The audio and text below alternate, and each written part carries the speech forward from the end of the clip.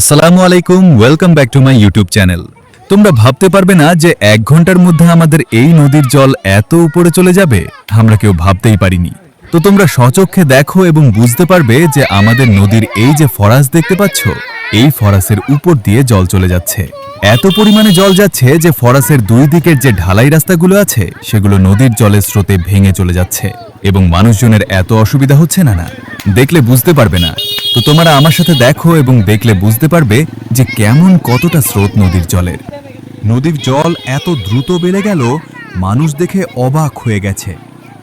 তো আমাদের গ্রামের সমস্ত মানুষ এত তাড়াতাড়ি নদীর জল বাড়ায়, সমস্ত গ্রামের মানুষ এবং বাচ্চারা ছুটে চলে এসেছে এই নদীর জল দেখার জন্য। যে কতটা জল বেড়ে গেছে এই নদীর সকলে মিলে এসেছে বলে আমিও ছুটে চলে আসলাম দেখার জন্য। তো আমার খুব ভালো লাগলো দেখতে, তাই তোমাদেরকে শেয়ার করার জন্য আমিও মোবাইলটা হাতে নিয়ে ভিডিও করতে লাগলাম। তো এত সুন্দর লাগছে দেখে বলে বোঝানো যাবে না। তো কি বলবো, নদীর জলগুলো এত সুন্দর।